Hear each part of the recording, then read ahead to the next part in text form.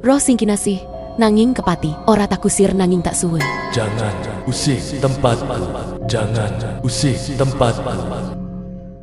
Pasar Peken Gede adalah pasar tua yang berdiri sejak masa kolonial. Bangunannya bercampur antara los modern dengan atap seng berkarat dan deretan kios tua dari kayu jati yang kini menghitam dimakan usia. Namun, ada satu hal yang membuat pasar ini berbeda. Di sisi paling pinggir, tepat di dekat pohon beringin kecil yang tumbuh liar, berdiri sebuah batu nisan tua. Nisan itu terbuat dari batu andesit, penuh lumut, dan bagian bawahnya seolah menancap dalam tanah tanpa bisa dicabut. Sejak lama, warga pasar menyebutnya Nisan Sungsang. Tak ada yang tahu siapa yang dikubur di bawahnya. Hanya cerita turun-temurun yang samar. Konon, itu adalah makam seorang perempuan yang mati mengenaskan ratusan tahun lalu. Dikubur tanpa doa, ditolak bumi sekaligus manusia. Awalnya, orang-orang hanya menganggap itu mitos. Namun, semakin lama, semakin banyak peristiwa ganjil. Para pedagang yang lapaknya terlalu dekat dengan nisan sering mengeluh dagangan mereka cepat busuk. Pembeli yang lewat tiba-tiba merasa mual atau pusing. Pernah sekali seorang ibu jatuh pingsan tepat di depan nisan. Dan sejak itu, ia tak pernah lagi berani datang ke pasar. Kepala pasar, Pak Wiryo, yang terkenal keras dan ambisius, geram dengan semua keluhan itu. Baginya, pasar harus bersih, modern, dan tidak boleh ada takhayul menghambat kegiatan ekonomi. Ia pun memutuskan untuk menyingkirkan nisan itu sekali untuk selamanya. Pasar ini butuh wajah baru. Batu nisan itu mengganggu. Besok, kita harus buang jauh-jauh, Katanya lantang dalam rapat kecil bersama para pedagang inti. Namun, banyak pedagang justru menunduk, takut mengiyakan. Mereka tahu nisan itu bukan sembarang batu. Beberapa orang bahkan melarang, tapi Pak Wiryo menatap tajam, seakan menantang. Akhirnya, ia memanggil seorang dukun perempuan terkenal dari desa tetangga, Mbok Ramina. Wanita itu sudah berumur lebih dari 50 tahun.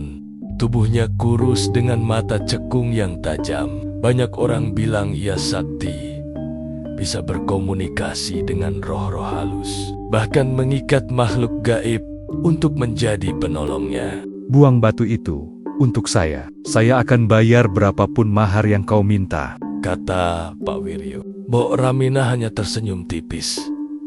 Bibirnya menghitam bekas kunyahan sirih. Saya bisa. Tapi ingat, ini bukan sekadar batu. Ada yang bersemayam di sana. Jika tidak diiringi penghormatan, ia akan kembali, bahkan bisa menuntut. Pak Wiryo tak peduli. Ia hanya mengangguk. Lakukan saja, asal pasar ini bersih. Malam itu juga, kabar beredar bahwa Mbok Raminah akan mengadakan ritual pemindahan. Sejumlah penjaga pasar diperintahkan untuk berjaga, sementara para pedagang yang penasaran sengaja mengintip dari jauh. Suasana pasar yang biasanya sepi pada malam hari mendadak mencekam, seperti ada yang menunggu sesuatu yang besar akan terjadi. Langit malam itu pekat. Bulan sabit redup menggantung di balik kawan. Dan angin berembus aneh, membawa bau anyir yang tak jelas sumbernya. Di depan batu nisan, Mbok Ramina menyiapkan sesajen. Kembang 7 rupa, ayam hitam hidup, kendi berisi air sungai, dan dupa yang menyala pekat. Ia mulai berkemat kamit membaca mantra. Suaranya rendah namun menusuk, seperti bergema dari dalam tanah. Para penjaga pasar berdiri agak jauh, tapi bulu kuduk mereka meremang. Ada bisikan samar, seperti suara perempuan menangis, terdengar di sela-sela bacaan mantra. Setelah beberapa lama, Mbok Raminah menusukkan sebilah keris kecil di tanah di samping Nisan. Ia lalu mengikat ayam hitam itu di kaki Nisan, menyiramkannya dengan air kendi, dan tiba-tiba ayam itu berkokok keras seolah kesakitan. Sekejap kemudian ayam itu mati mendadak, tanpa luka, hanya terkulai kaku. Nisan ini harus dilepaskan. Gumam Mbok Raminah lirih. Ia lalu mulai menggali tanah di sekelilingnya dengan tangan kosong. Padahal tanah keras penuh akar. Ajaib, galian itu cepat terbuka, dan batu nisan bisa digoyangkan. Dengan bantuan 2 orang penjaga, batu itu akhirnya berhasil diangkat dan diletakkan di atas gerobak kayu. Gerobak itu lalu ditarik keluar pasar menuju tepi sungai. Saat batu itu dilemparkan ke air, suara cipratan terdengar sangat keras.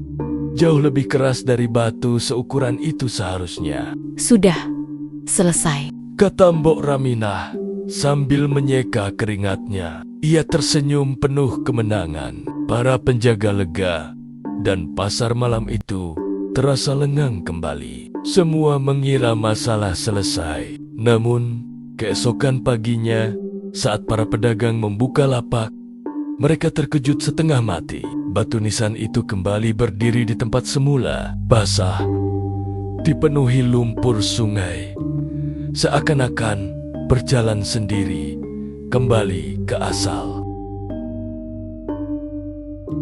Pagi, ketika batu nisan itu kembali, pasar Indrakila mendadak gaduh. Para pedagang berkerumun sambil berbisik-bisik.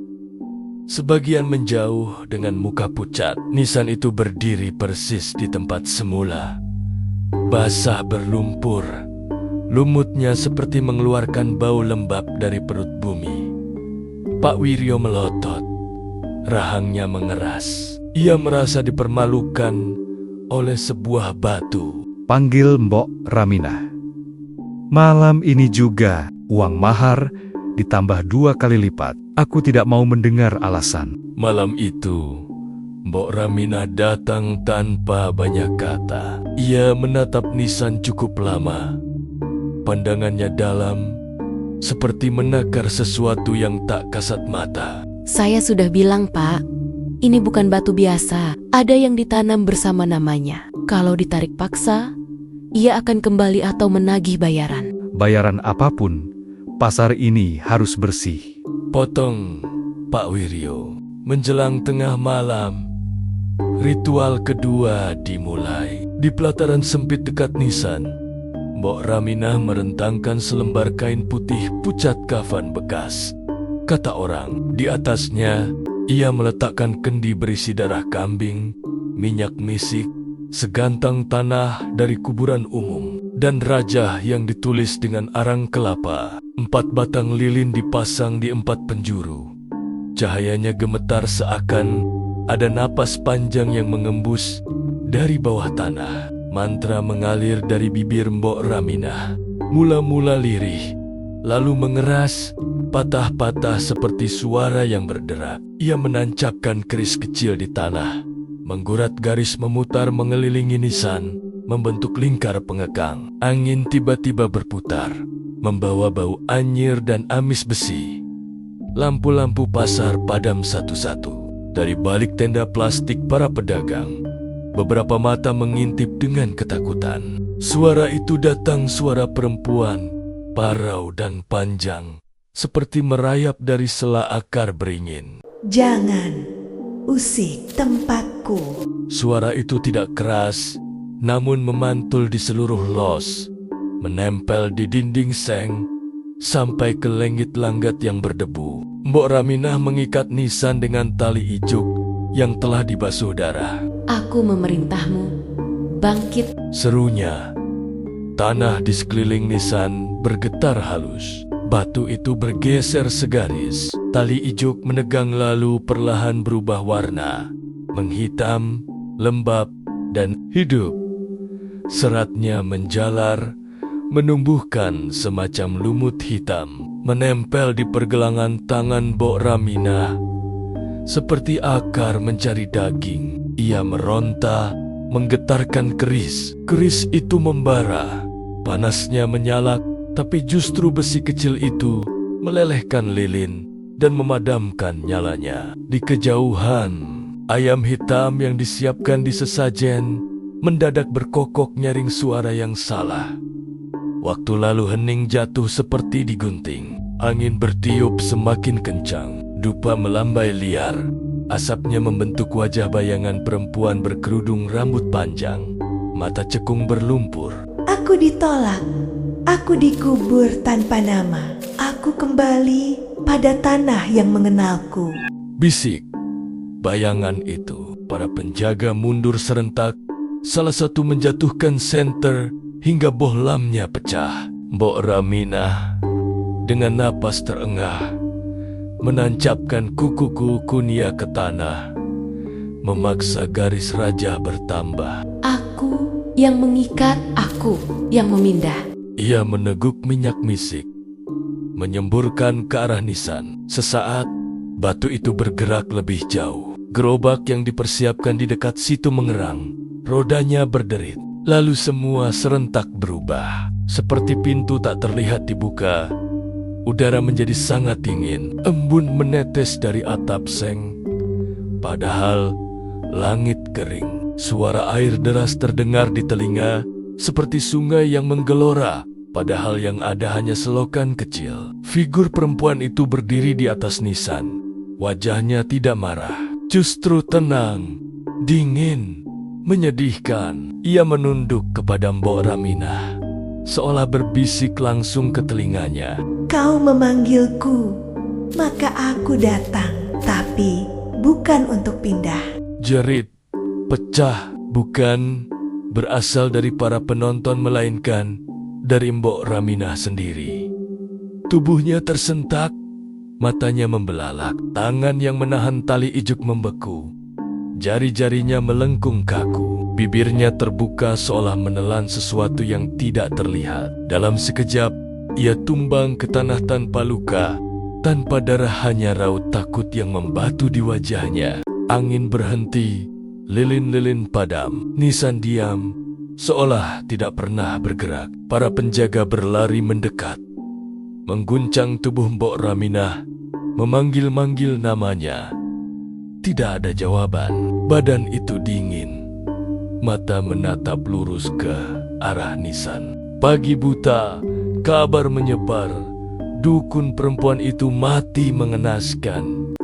Pasar Peken Gede berduka dan takut. Di antara bisik-bisik, satu kalimat berulang. Ada yang lebih tua dari pasar ini, dan kita baru saja membangunkannya. Sejak kematian Mbok Raminah, malam di pasar Indrakila terasa lebih berat daripada biasa, seperti ada selimut basah menekan dada. Darmin, penjaga malam yang paling tua, mencoba berkelakar untuk mengusir cemas. Mungkin hantu juga belanja. Katanya sembari menyalakan rokok kretek. Namun saat jarum jam melewati pukul 2, tawa sumbang itu lenyap. Langkah sandal terdengar pelan di lorong losayur. Seret, seret. Bukan seperti langkah manusia yang tergesa, melainkan seperti seseorang menyeret kain yang panjang. Darmin menyorotkan senter. Cahaya menggoyang debu, memantul di plastik gerobak kosong. Namun suara itu mengitari, pindah ke arah kios bahan kue, lalu ke deretan ayam potong. Bau amis tertiup, campur anyir yang tak bisa dijelaskan. Senter melemah, lampu-lampu neon menyala mati seperti kelap-kelip demam. Darmin melihatnya ketika menengok ke sisi nisan. Sosok perempuan duduk di puncak batu. Punggung membungkuk, rambutnya menjuntai menutupi muka. Dari sela rambut, ada sesuatu yang menetes air. Lumpur.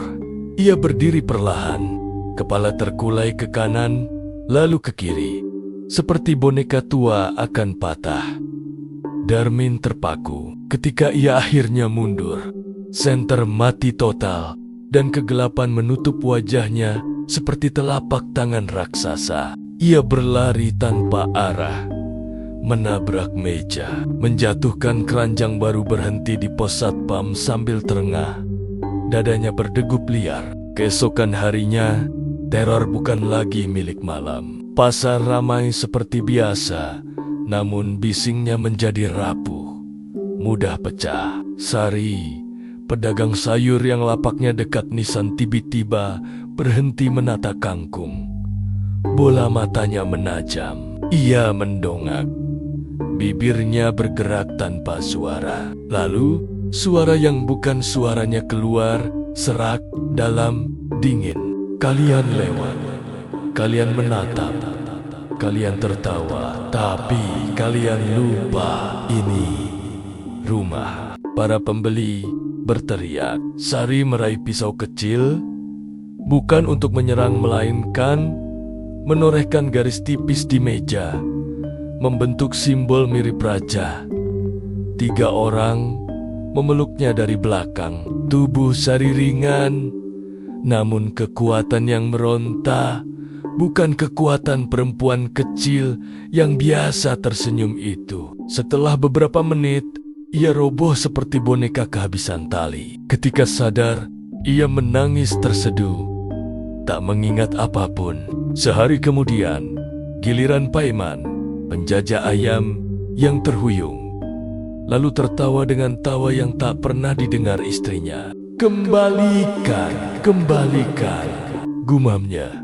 Sementara tangannya otomatis menata kepala ayam di atas tampah membentuk lingkaran. Ia sadar setelah didoakan ramai-ramai dan menemukan daging dagangannya penuh lalat meski masih pagi. Anehnya, lalat itu tak mau hinggap di dekat nisan, seakan ada pagar gaib di sekelilingnya. Cerita menyebar cepat. Ada ibu-ibu yang mendengar suara tangis di toilet belakang los ketika pintunya terkunci dari dalam, padahal kosong. Ada anak kecil yang menunjuk ke udara, berkata mbaknya berdiri di sana sambil melihat ke atap seng. Tembok dekat nisan lembab terus meski cuaca kering. Bekas percobaan para pekerja untuk menggeser nisan hanya menghasilkan hal-hal janggal.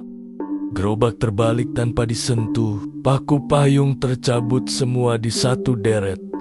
Kabel lampu tiba-tiba kusut seperti dijilat api, namun tidak terbakar. Penjaga malam bergilir, jadi cepat rusak sarafnya. Karto, yang biasanya sombong, kini selalu menaruh segelas teh hangat di dekat nisan. "Biar tidak marah," katanya. Setengah percaya, setengah merayu ketakutannya sendiri. Suatu malam, ia mendengar kentongan pos ronda jauh di ujung kampung berbunyi sendiri, ritmenya lambat, seirama dengan dengus angin. Sementara itu, Darmin mengeluh mimpi yang sama berulang. Seseorang membimbingnya melewati los gelap, menuju nisan, lalu menepuk puncaknya pelan, seakan berkata, "Di sini, cukup di sini." Pedagang mulai pergi. 2 kios menutup permanen. Selebihnya membuka setengah hati. Ada yang menutup dagangan lebih cepat sebelum asar. Ada yang menaruh kembang setaman tanpa ada yang menyuruh. Aturan tak tertulis muncul. Jangan bersiul melewati nisan. Jangan meludah di tanah dekat situ. Jangan berbisik sombong. Jangan menantang bahkan dalam hati. Pada akhirnya, pasar tetap berdetak. Tetapi detaknya berubah. Seperti jantung yang telah melewati demam tinggi. Setiap orang kini paham bahwa ada penghuni yang tidak terlihat dan ia sudah memilih tempatnya. Mereka hanya tamu, tekanan dari pedagang yang takut, pembeli yang berkurang, dan kabar miring yang makin liar memaksa Pak Wiryo mencari jalan lain. "Kalau dukun tak sanggup, kita panggil ulama," ujarnya. Suaranya tidak setegas dulu. Ia menghubungi Kiai Mahfud, seorang pengasuh pesantren kecil di desa seberang, yang dikenal tenang dan tidak besar mulut. Kiai Mahfud datang menjelang senja bersama 2 santrinya. Ia tidak langsung memeriksa nisan. Ia duduk di bangku kayu, meminta segelas air putih, lalu menyimak cerita dari para pedagang satu-satu. tentang kembalinya batu, tentang kematian Mbok Raminah, tentang penjaga malam yang dihantui, tentang kesurupan. Di setiap jeda, ia mengangguk pelan. Gangguan begitu bukan untuk ditantang, dia minta untuk dipahami. Kata kiai itu akhirnya. Kita doakan dulu, lalu kita ajak bicara dengan cara yang sayup. Malam itu, Pasar Indrakila berubah menjadi ruang tahlil. Pedagang yang masih bertahan duduk melingkar. Sebagian menahan tangis, sebagian menunduk, sebagian menatap kosong. Di dekat nisan, Kiai Mahfud menaruh kembang setaman, segelas air, dan sepotong kain putih bersih bukan kafan bekas, melainkan kain baru yang dilipat rapi. Doa mengalun rendah, tidak memaksa, tidak menantang. Selesai tahlil, Kiai berdiri di depan nisan, berucap pelan. Jika engkau penghuni lama tempat ini, kami memohon maaf. Kami tak akan mengusir, hanya mohon, jangan sakiti tamu-tamu yang mencari rezeki. Angin lewat sekejap, dingin, tapi tidak menusuk. Lilin kecil yang dipasang di dekat nisan bergetar apinya, lalu stabil. Tidak ada penampakan, tidak ada suara. Hening yang berbeda hening yang terasa didengar. Keesokan harinya, beberapa pedagang yang nekat menyingkap nisan kembali menemukan sesuatu yang sama. Batu itu tetap di sana, seolah berakar. Mereka mencoba menggali di sisi lain hanya beberapa sentimeter, lalu cangkul membentur sesuatu keras yang tidak juga jelas ujungnya. Sudah, jangan lagi, Kata Kiai.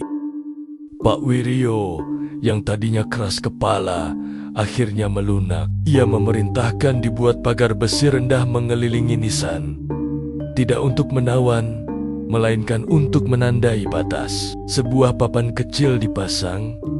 Mohon hormati tempat ini. Dilarang duduk, meludah, atau meletakkan barang di atas batu. Di hari Jumat, pasar mengadakan selametan sederhana. Bubur merah putih, kue apem, air mineral dibagikan. Bukan sembah bakti, melainkan adat cara manusia meminta maaf karena sibuk sehingga lupa. Sejak itu, gangguan tidak hilang, total namun mereda. Penjaga malam masih sesekali mendengar langkah kain terseret. Namun tidak lagi ada wajah yang menunduk di atas batu. Sesekali pedagang masih meriang tanpa sebab.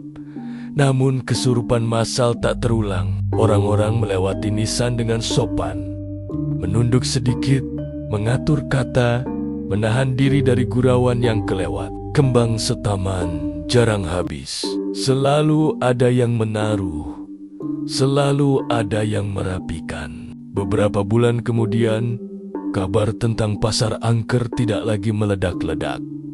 Orang datang lagi. Meski dengan tata krama baru, anak-anak yang berlari-lari kini ditarik oleh ibunya ketika mendekati pagar kecil. Sekali waktu, seseorang menaruh batu kecil di luar pagar bukan untuk menandingi, tetapi untuk menjaga jarak. Nisan itu tetap berdiri, teguh, tak berubah, tetap berada di tempatnya, sebagaimana sejak mula.